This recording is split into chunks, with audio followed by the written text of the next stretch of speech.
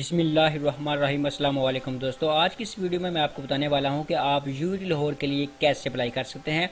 तो आपको 2020 में एडमिशन लेने के लिए सबसे पहले प्रॉस्पेक्टस को बाय करना पड़ेगा। सो आपको प्रॉस्पेक्टस कहां से मिलेगा? आपको प्रॉस्पेक्टस जो है वो एचपीएल की मुख्तलिफ ब्रांचेस से मिलेगा, जैसा कि आप स्क्रीन पे देख सकते हैं। तो ये 8 से 9 शहरों में जो है वो मौजूद है, जहां से आपको प्रॉस्पेक्टस मिलेगा यूटी लाहौर का। तो ये आपको 1500 रुपये का मिलेगा, जिसमें 400 रुपये प्रॉस्पेक्टस के हैं और 1100 रुपये जो है वो आपके प्रोसेसिंग फ़ीस है। तो आपको ये कहाँ कहाँ से मिलेगा? ये आपको लाहौर, बहावलपुर, फैसलाबाद, गुजरावाला, इस्लामाबाद, मुल्तान, रावलपिंडी और सरगोदा से मिल जाएगा। ठीक है, तो आपने इसको बाय कर लेना है। ठीक है, बाय करने के बाद आपने जाना है यूटी की वेबसाइट पे, जैसे कि आप देख सकते हैं। तो आप जो है वो यूटी की वेबसाइट पे कैसे जाएंगे? सबसे पहले आपको जाना पड़ेगा गूगल पे लिखना पड़ेगा यूटी लाहौर एडमिशन 2020, जैसा कि आप देख सकते हैं। उसके बाद आप कर देंगे सर्च। तो यहाँ पे जो थर्ड लिंक होगा, toggle navigation image header here, यहाँ पे आप क्लिक करेंगे, बल्कि इसका मैं लिंक डिस्क्रिप्शन में भी दे दूंगा इस वीडियो के। तो उसके बाद आपके पास यूटी की वेबसाइट का जो एडमिशन पेज है वो ओपन हो जाएगा।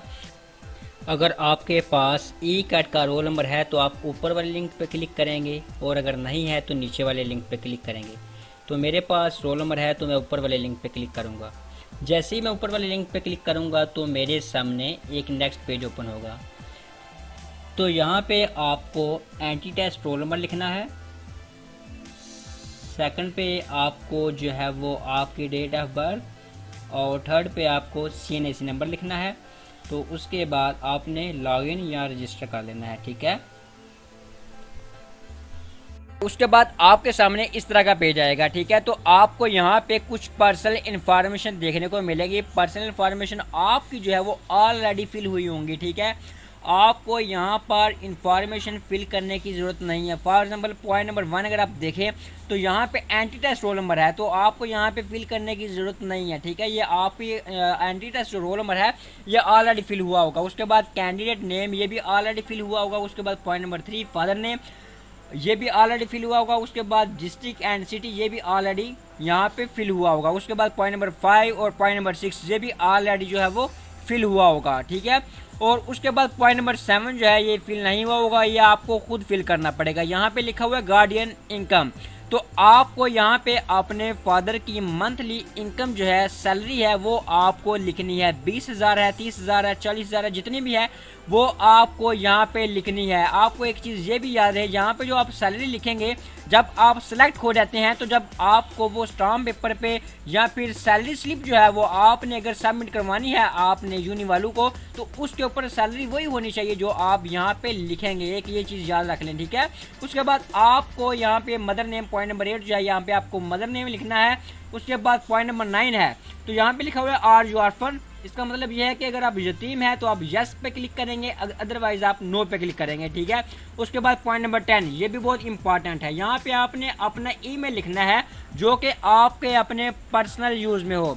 अगर आपका अपना कोई ईमेल नहीं है तो आप अभी नया बना लें। ठीक है, और आपको ऐसा ईमेल यहाँ पे यूज़ करना चाहिए जिसका आपको पासवर्ड भी पता हो, क्योंकि आफ्टर सिलेक्शन जब आप सेलेक्ट हो जाते हैं तो आपको उसके ऊपर ईमेल भी आती है। ठीक है, तो आपको वहाँ पे जो है वो ईमेल के थ्रू जो है वो आपको इन्फॉर्म कर दिया जाएगा। इसके अलावा भी कुछ इन्फॉर्मेशन आपको वो भेज सकते हैं यूनी वाले। ठीक है, तो आपने यहाँ पे वो वाला ईमेल एड्रेस यूज़ करना है जिसका आपको ईमेल और पासवर्ड पता हो। ठीक है, तो उसके बाद पॉइंट नंबर 11 है, तो यहाँ पे आपने चूज क्वालिफिकेशन करनी है। ठीक है, आप किस बेस पे अप्लाई कर रहे हैं। ठीक है, आपने FSC की हुई है तो आप यहाँ पे इंटरमीडिएट जो है वो सिलेक्ट करेंगे, फर्स्ट जो ऑप्शन है। उसके बाद अगर आपने डिप्लोमा किया हुआ है, आप DAE आपने किया हुआ है, तो आप यहाँ पे सेकंड ऑप्शन सेलेक्ट करेंगे, DAE वाला। अगर आपने A लेवल किया हुआ है तो आप यहाँ पे थर्ड ऑप्शन A लेवल वाला सिलेक्ट करेंगे। उसके बाद अगर आपने BTech किया हुआ है, BTech की बेस पे आप अप्लाई करना चाह रहे हैं, तो आप यहाँ पे BTech जो है वो चेक करेंगे। ठीक है, अगर आप FSC की बेस पे अप्लाई कर रहे हैं तो आप यहाँ पे इंटरमीडिएट को सिलेक्ट करेंगे। जैसे आप इसको सिलेक्ट करेंगे तो आपके सामने कुछ इस तरह का पेज ओपन होगा। तो आपको यहाँ पे दो चीज़ें जो है वो लिखनी है। एक तो आपको यहाँ पे फर्स्ट ईयर के मार्क्स लिखने हैं, देन सेकंड आपको मैट्रिक के मार्क्स लिखने हैं।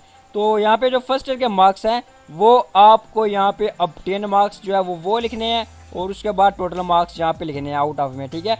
उसके बाद यहाँ पे बोर्ड यूनिवर्सिटी का नाम लिखेंगे आप, उसके बाद बोर्ड का रोल नंबर और बोर्ड का रजिस्ट्रेशन नंबर, ये सारा का सारा जो है वो आपको रिजल्ट कार्ड के ऊपर मिल जाएगा, सारी की सारी इन्फो जो है, ठीक है।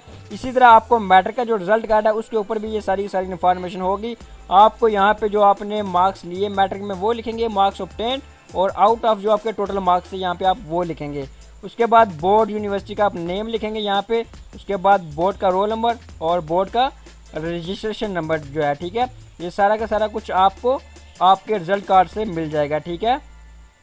उसके बाद अगर आप डिप्लोमा की बेस पे अप्लाई करना चाहते हैं, जैसे ही आप डिप्लोमे को सिलेक्ट करेंगे, डीआई को सिलेक्ट करेंगे, तो आपके पास एफएससी की तरह 2 चीज़ों के मार्क्स यहाँ से पूछे जाएंगे, ठीक है।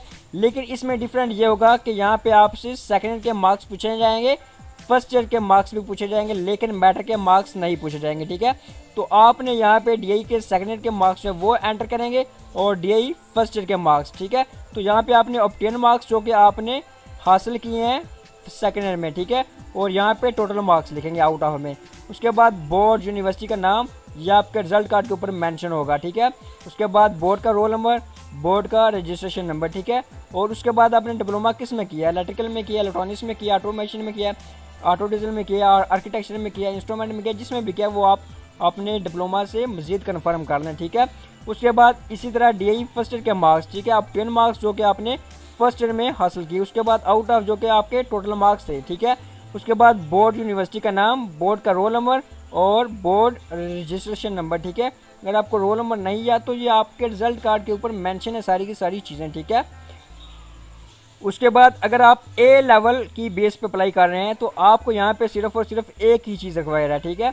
तो आपने यहाँ पे ओ लेवल के मार्क्स लिखने हैं जो आपने ऑब्टेन किए, और जो आपके टोटल मार्क्स थे वो आप यहाँ पे आउट ऑफ में लिखेंगे, ठीक हो गया।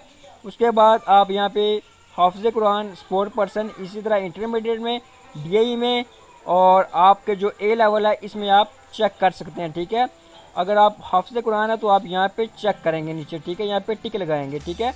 उसके भी मार्क्स हैं, हाफिज़ कुरान के जो मार्क्स हैं वो 0 से लेके 20 तक मार्क्स हैं, ठीक है। और इस तरह जो स्पोर्ट्स पर्सन है उसके 0 से लेके 10 या 5 तक मार्क्स हैं, ठीक है। 0 से लेके 10 मार्क्स हैं, वो उन पे डिपेंड करता है जब वो टेस्ट लेंगे 20 जुलाई को, ठीक है। ये मैं आगे इस वीडियो में मज़ीद बताता हूँ कि कौन सी डेट को कौन सा जो है वो आपका टेस्ट होगा।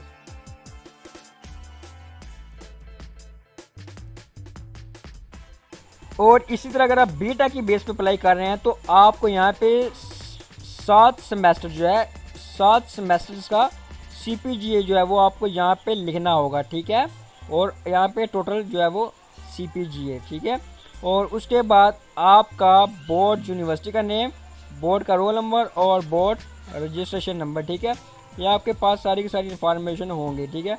उसके बाद यहाँ पे delete all preference and save information, ठीक है। अभी मैं इसमें डिप्लोमे का फॉर्म फिल करने लगा हूँ। तो सबसे पहले मैंने मार्क्स ऑब्टेन लिखे 1096, उसके बाद टोटल मार्क्स 1150, उसके बाद बोर्ड का नेम लिखा लाहौर, उसके बाद रोल नंबर और बोर्ड का रजिस्ट्रेशन नंबर। इसी तरह फर्स्ट ईयर के मार्क्स मैंने लिखे मार्क्स ऑब्टेन, उसके बाद टोटल मार्क्स, बोर्ड का नेम, बोर्ड का रोल नंबर और बोर्ड का रजिस्ट्रेशन नंबर। उसके बाद हिफ्ज़ कुरान और स्पोर्ट्स पर्सन अगर हैं आप तो यहाँ पे आप टिक लगा लें, चेक कर लें। उसके बाद आप delete all preference and save information पे क्लिक कर दें। उसके बाद आपके सामने एक पेज अपीयर होगा, आपने इसको अच्छी तरह से जो है वो रीड कर लेना है। इसमें प्रेफरेंसेस के बारे में और कैटेगरी के बारे में जो है वो थोड़ा सा जो एक्सप्लेन किया गया है, ठीक है। तो आपने इसको अच्छी तरह से पढ़ लेना। जब आप एक दफ़ा एप्लीकेशन सबमिट कर देंगे तो उसके बाद आप इसको एडिट नहीं कर सकते, ठीक है। और इसको स्टडी करने के बाद आपने जो है वो कंटिन्यूटी के बटन पे क्लिक कर देना है। जैसे ही आप कंटिन्यूटी के बटन पे क्लिक करेंगे तो आपके सामने एक नेक्स्ट पेज अपीयर होगा प्रेफरेंसेस वाला, ठीक है। तो यहाँ पे आपने प्रेफरेंसेस जो है वो सेट करनी है। तो ये बहुत ही अहम काम है, यहाँ पे आपने बहुत ही एहतियात से जो है वो प्रेफरेंसेस जो है वो सिलेक्ट करनी है। तो सबसे पहले जो आपकी प्रेफरेंस होगी आपका एडमिशन उसमें देखा जाएगा।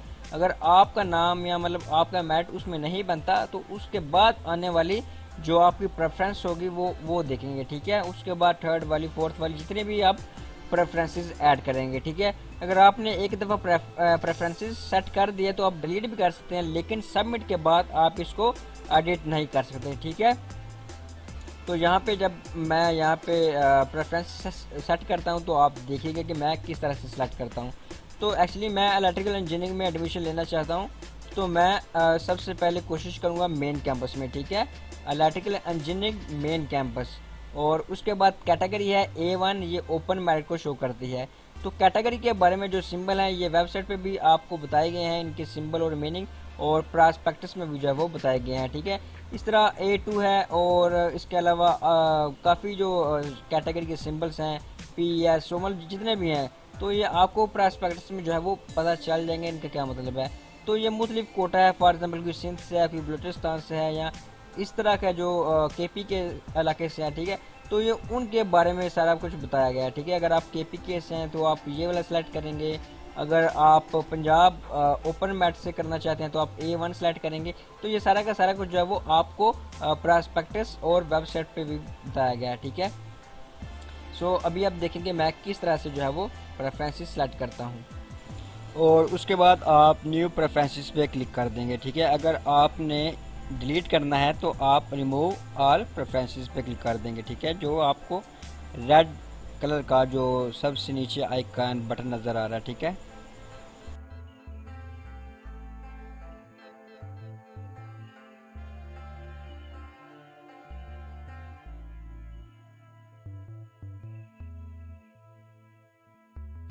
सो यहाँ पर मैंने 5 प्रेफरेंसेस जो है वो सेलेक्ट की हैं। तो सबसे पहले मैंने मेन कैंपस इलेक्ट्रिकल इंजीनियरिंग, उसके बाद सेकंड काला शिकागो, उसके बाद रचना, उसके बाद फैसलाबाद, और उसके बाद नारोवल कैंपस सेलेक्ट किया। ठीक है, और उसके बाद नो मोर प्रेफरेंसेस ऐड, तो उसके आप जो ग्रीन कलर का आपको रेक्टेंगल बटन नज़र आ रहा है, इसके ऊपर आप क्लिक कर देंगे।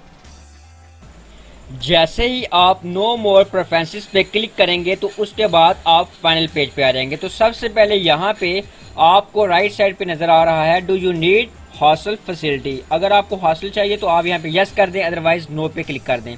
उसके बाद साथ ही लेफ्ट साइड पे यहाँ पे आपको वेरिफिकेशन कोड का बॉक्स नज़र आ रहा है, तो आपने यहाँ पे वेरिफिकेशन कोड जो है वो टाइप करना है। ये कोड आपको कहाँ से मिलेगा, ये आपको प्रॉस्पेक्टस के एंड वाले पेज से आपको ये कोड मिलेगा, जो कि 16 डिजिट्स पर मुश्तमिल होगा।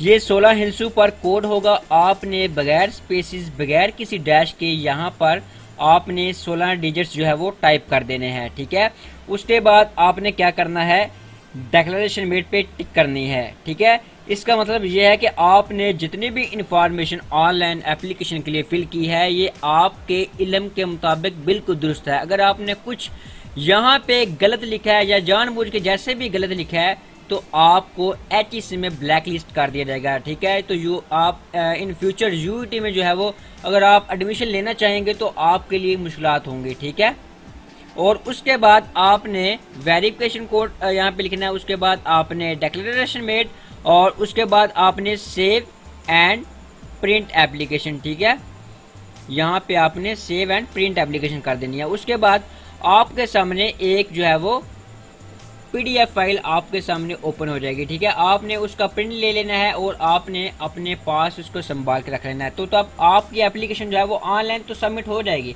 लेकिन जब आपका नाम लिस्ट में आएगा तो आपने ये वाला फॉर्म, ठीक है, जो आपको एंड पे एक फॉर्म मिलेगा। ठीक है, अभी मैं आपको दिखाता हूँ।